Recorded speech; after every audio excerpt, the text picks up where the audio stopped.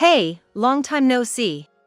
One day, my ex-husband, who I had parted ways with 12 years ago, came to visit me. He brought along a bouquet of Phalaenopsis orchids. My name is Nancy Overton. I'm turning 53 this year. I met my ex-husband when I was 25. It was a chance encounter at a bar I went to with some friends, where Mike Richardson approached me. As an aside, it seems he fell for me at first sight. At the time, he was 35, already an entrepreneur, running an automobile dealership, and also owning 3 restaurants, a real go-getter. Among those who knew him, Mike was notorious for his womanizing ways, and not just his friends, but even the regulars at his favorite spots would tell me, "Nancy, you're something else for getting him to quit his womanizing." True or not, it seems that after we started dating, his outings with other women completely stopped. He himself would proudly say, "Before I met you, I was out with a different woman every week. But Nancy, you're fate for me. I knew the moment I met you that you were gonna be my last woman." Looking back, maybe I should have been more skeptical then. But still being young, I took it as a compliment and was thrilled. "I'm so happy. I'll do my best to be your last woman." Yeah, that's what I like to hear.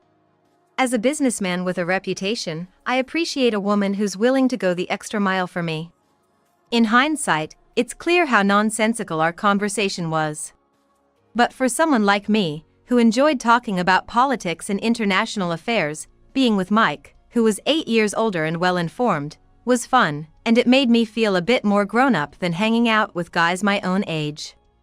Above all, I had fallen head over heels in love. During our relationship, we could only go on dates 2 or 3 times a month due to his busy schedule. Yet, our relationship was going well, and a year in, I found out I was pregnant. Mike was genuinely happy about the pregnancy. "Really? That's great. I'm gonna be a dad? Wow, I can't believe it." "Are you happy?" "Of course. Didn't I tell you, Nancy's my last woman? Aren't you happy?" "I was just a bit scared of how you would react since we've only been together for a year. Why worry about something so silly? Forget about it." "Yeah, I'm really happy too." Why was I anxious back then? It was because Mike had once said something like this. I had an ex-girlfriend who lied about being pregnant to get me to marry her. She was claiming she'd raise the child alone, but it was a pregnancy trap. Later, she started causing trouble over child support. It was so stressful. I kept quiet about this matter. Many of my friends didn't want to miss their chance to get married, and a few were even considering getting married because they got pregnant. I'm not one to judge which is worse, but I couldn't help feeling anxious that I might end up like them. Despite my worries, Mike was truly thrilled about my pregnancy. The very next day, he went with me to my parents' house to share the news and say hello. After that, I quit my job and spent my pregnancy helping Mike with his easier tasks. A few months later, I gave birth to our eagerly awaited first child. It was a girl and we named her Scarlett. 2 years after that, we welcomed our second daughter, Amy. What adorable little girls. "My little treasures," said Mike, as he doted on our daughters, actively participating in childcare tasks like changing diapers and giving baths. To anyone looking in, we must have seemed like the perfect happy family. However, I was struggling with Mike's emotional abuse. "Mike, thanks for all the help." "Huh? Who are you?" "What?" Mike's attitude changed right after our first child was born. I was struggling with the new challenges of childcare, on top of the household chores and helping with Mike's work. The lack of sleep made every day exhausting. I had neither the energy nor the desire for intimacy at night. "Sorry, I'm just too exhausted today." There were many nights when I had to say that. Each time, Mike would click his tongue in irritation and slam the door to show his anger. Realizing that this couldn't continue, I tried to have a talk with Mike. "Mike, I'm sorry. I'm still not used to taking care of a child. There's also the housework, and the deadline for that project is coming up fast. I'm exhausted every day. Once this project is done, How about we leave the kids with my mom and go on a date, just the two of us, like we used to? What? You're exhausted from doing half-assed cooking and cleaning? I only have 24 hours in a day, just like everyone else. With the little sleep I'm getting, of course I can't do everything perfectly. But Mike, being a perfectionist, couldn't hide his irritation with me. What? I'm trying my best. Even though I'm busy with the kids, I still make your lunch every day, and I clean every day, even if it's not perfect. Plus, I'm keeping up with my work too. You're using the kids as an excuse? You keep saying work, work, work, but I only asked you to help because I thought you could. If you couldn't, you shouldn't have bragged about being able to from the start. What? No, I told you I couldn't do it right now. Then you were like, what, so I have to do it? So, I was like, then I'll do it. So, you're saying this is my fault? And who do you think you're talking to? You think you're better than me? Well, during our relationship, Mike's arrogance and selfishness were there, but they didn't bother me as much. However, he had traits closely resembling those of narcissistic personality disorder and was prone to emotional abuse.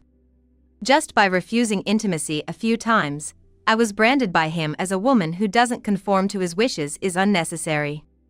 From then on, he would take out his frustrations from work on me, and it wasn't rare for him to ignore me for a week without any reason. Moreover, when Mike was in a bad mood, he would say things like, "I made a mistake. I should have stayed with Anna. She was so clean and would always leave my place spotless." Now that I think about it, Beth was perfect at handling my work. I wonder what she's doing now. Mike often compared me to women from his past, and every time he did, I'd ask, "Why would you say something like that?" I'm trying my hardest too. But his response would always be defensive. Who do you think you are? Who do you think I am, leaving me feeling upset and dismissed? Honestly, it was disheartening and deeply saddening. Still, on his good days, Mike was as kind and fun as he used to be, which made those days enjoyable. Thus, I tried my best not to provoke him, aiming to be the ideal woman he wanted. I believe I was suffering from Cassandra syndrome at that time. The psychological state of Cassandra syndrome is something only those who have experienced it can understand. Being with Mike was like toggling between heaven and hell. Experiencing hell should be unbearably painful, yet knowing what heaven is like leads to self-sacrifice in an attempt to get closer to it. And despite understanding the inhuman behavior of the other person, one might end up believing they themselves are partly to blame. Our age difference of 8 years might have easily led to this dynamic. However, it was impossible to avoid stepping on landmines, especially when Mike's moodiness often stemmed from things outside the home. Keeping up this unbalanced relationship for years, I planned to return to being an office worker once our children started daycare. Hey, Mike. I was thinking it might be time for me to go back to work. Work? What are you planning to do? I thought I'd go back to being an office worker. What are you talking about? People will think my business isn't doing well if you start working. It's common sense for the wife of an entrepreneur to bring in new business or build connections to increase the company's profits. Yeah, you're right. Considering your position. I found myself agreeing with Mike, and from then on, I became deeply involved in his business. Initially, I was happy to be spending time with Mike, but his emotional abuse worsened. Unable to vent his frustration on employees, he began to openly take it out on me in front of them. What the hell? Take responsibility for me. But enough with your buts. You're useless at home and work. You're really worthless. Hey, Mike. That's a bit too much to say. Even when an employee intervened on my behalf, I felt humiliated by the situation.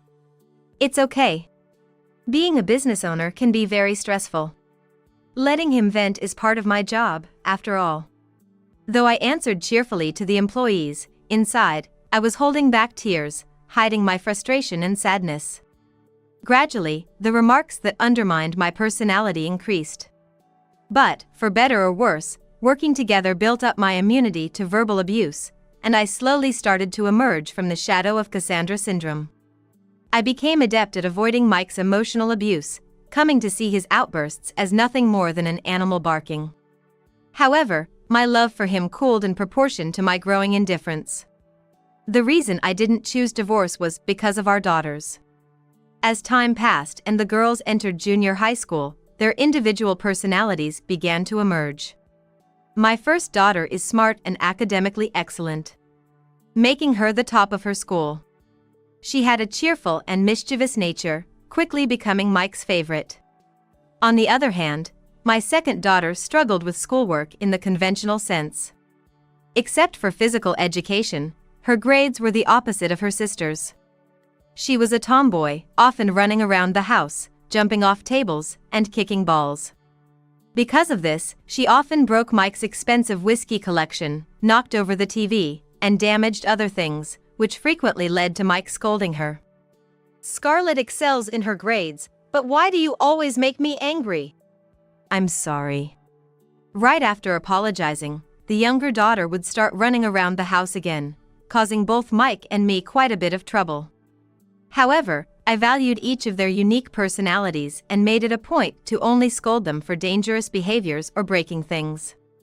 But to the perfectionist Mike, my second daughter seemed to become an unwanted presence. When in a bad mood, he would ignore her and always take my first daughter with him when he went out. For birthdays, while Scarlett got expensive gifts she wanted, Amy received only a bubble wand. It was obvious to anyone that he was favoring Scarlett. "Why does Scarlett get nice clothes, and I only get a bubble wand?" Amy challenged Mike, but that only angered him further. "There's no reward for someone with poor grades who constantly breaks things at home. If you want something nice, be the top of your class like Scarlett." Though Mike had a point, it didn't align with my approach to parenting. Eventually, Amy began to feel hated by her father and started ignoring his words. Mike, provoked by this defiance, often resorted to emotional abuse towards her as well. One day, she accidentally broke another one of his cherished whiskey bottles. At the peak of his anger, Mike shouted at Amy, "You're a defective piece of junk, just like your mother. I don't need a daughter like this." Then he turned to me, "Hey, Nancy. Could it be that she has a different father? That must be it." "What nonsense are you talking about? Amy is undoubtedly your daughter, Mike. If she were my child, she wouldn't have turned out like this. You must have been unfaithful." I felt as if my veins were about to burst with anger. I urged my daughters to go to their room, and once they were inside, I unleashed my pent-up frustration on Mike. "Enough already. Do you think it's okay to say such things to our daughter? You've been ignoring me and Amy without a second thought, saying horrible things. Don't you feel even a bit of remorse for behaving so badly as a person, as a man? That's because you and she are useless trash." "That's exactly what I'm talking about. How would you feel if someone called you useless or trash? What's wrong with stating the truth? I'm actually doing you a favor, so you don't embarrass yourselves in public. Plus, I'm successful, so no one dares say such things to me. Then let me say it." At that moment, all my restraint vanished. "You're an abuser. A human piece of trash. A psychopath. Get out." With that, Mike grabbed his car keys and left the house. Immediately after, I started packing, intending to leave for good. The children were already asleep, so I planned to leave the next morning. The next day was Saturday. After breakfast, I explained the situation to my daughters. They both cried, and Scarlett said to Amy, "Amy, I'm sorry. I knew something was wrong too.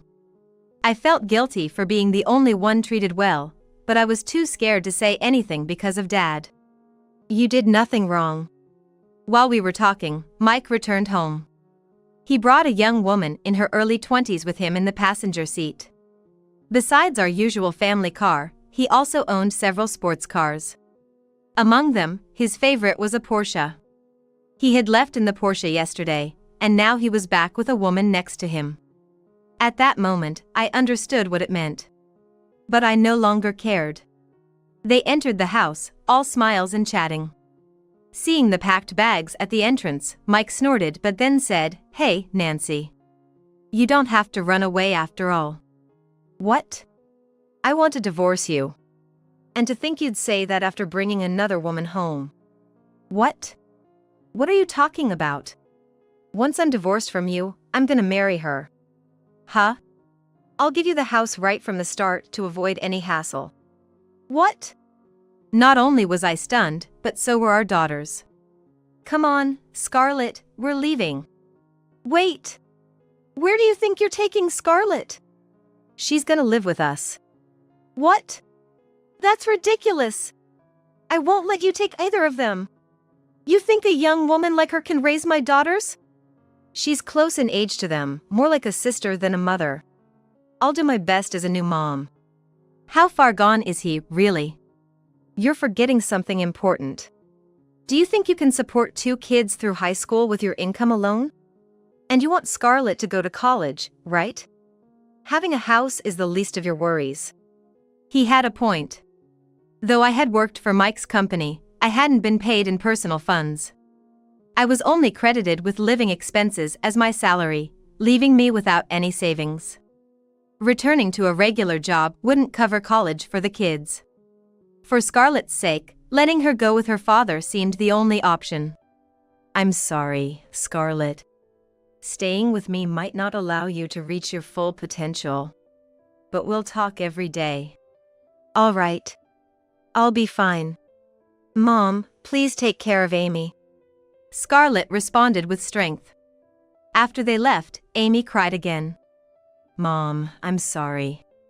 It's all my fault that we're separated from Scarlett." "Amy, listen. This is not your fault at all. It's all because of your father's character. You don't have to worry about anything." "But Dad said I'm a defective product like Mom. He made fun of us. I can't do well in studies or anything. I might just be a burden." "What are you talking about?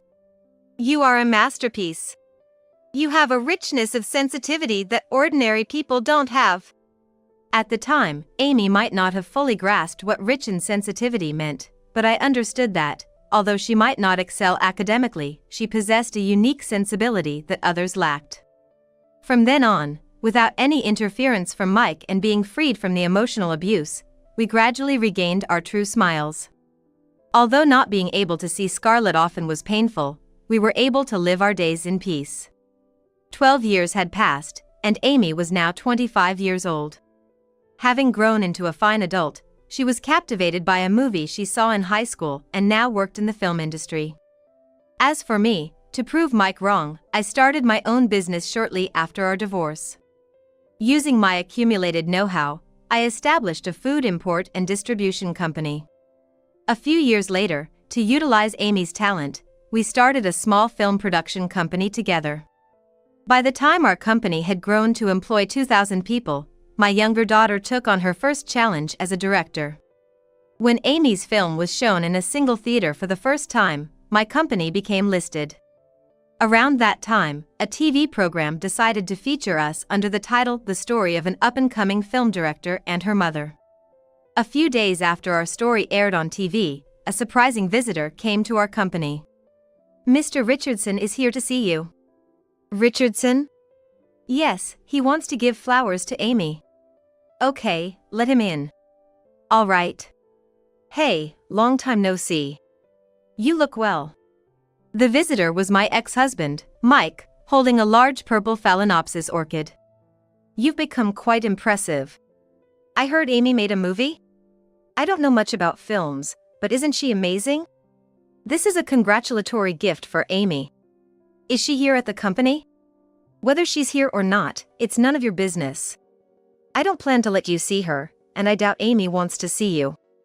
"Come on, don't be so cold. Can't you at least ask her?" After that TV program, I bragged to everyone that my daughter has become a famous film director. "How convenient for you. After everything you said to Amy, have you forgotten? You called her trash, a defective product. Do you realize how much that hurt her?" I regret that, okay? I never imagined Amy had such talent.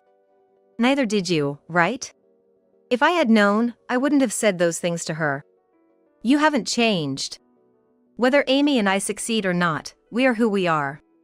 Our worth isn't determined by status or public opinion. What's with the attitude? Anyway, I have no intention of letting you see Amy. It's not the flower's fault, but please take your orchid and leave. You're so cold. But I came here today because I had something to discuss with you. Wishing Amy well was just a side note. What? You want the house back? No, it's not about the house. Calm down. This could be a good opportunity for you, so just listen to what I have to say. Intrigued, I decided to hear Mike out. Actually, I've been thinking about starting a new business. He wanted to discuss his plans to open a glamping facility. True to his nature, his proposal was well prepared. This glamping facility, don't you think it would be impressive if it comes to fruition? But to build something of this scale, the funding would exceed 1 million, wouldn't it? I can't take that risk alone. So, how about we both pitch in half and co-manage it? Think of it as our child, since we couldn't raise our children together. Why not try this challenge together, just once? Mike's proposal about the glamping facility, as he said, wasn't a bad idea. But that was always Mike's way. He judged people based on whether he could use them or not. 12 years ago, Amy and I were deemed unnecessary by him. Yet, seeing our success, he likely thought to take advantage of us. However, I was aware of Mike's substantial debt. According to what I heard from Scarlett, his business hadn't been doing well for about 5 years, leading to the closure of all 3 of his restaurants due to staff shortages. Additionally, his main car dealership also saw a decline in sales as younger generations became less interested in owning cars, with revenues having from their peak. Despite this, Mike, unable to let go of his pride, took a loan of 30 million from a bank in a bid to begin his new business, which also failed. It seemed he was left with a significant amount of debt. Sure, it's a good proposal. But, do you have the money? What? You have debts, right? How do you plan to secure a loan from the bank? How do you know about that? I heard it from Scarlett. You said the same thing to her husband, didn't you? Scarlett said that? After graduating, Scarlett joined the development department of a major company. Then, she met and married the son of a CEO from one of their business partners. She's currently focusing on raising her children. Mike had apparently pitched this business idea to Scarlett's husband too. Normally, pitching a business idea to your daughter's in-laws would be considered quite inappropriate. But Mike doesn't see that. Because he operates on the principle of using whatever and whoever he can. This made Scarlett furious.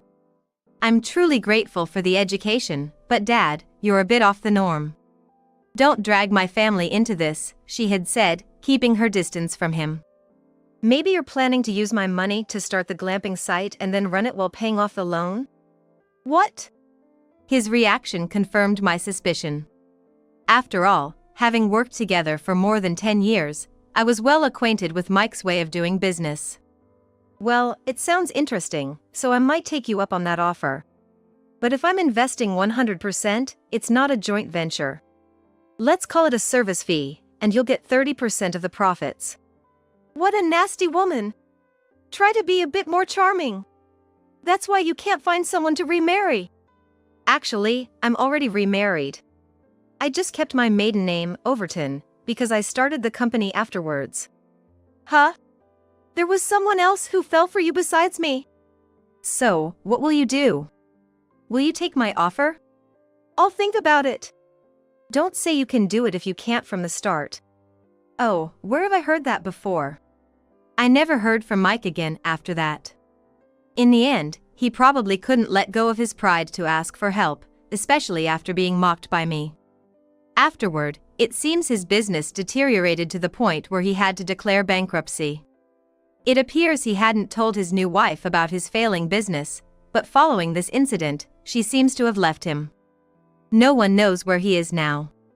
Unable to let go of his pride and pretense, he moved to a place where no one knew him and was living off day jobs.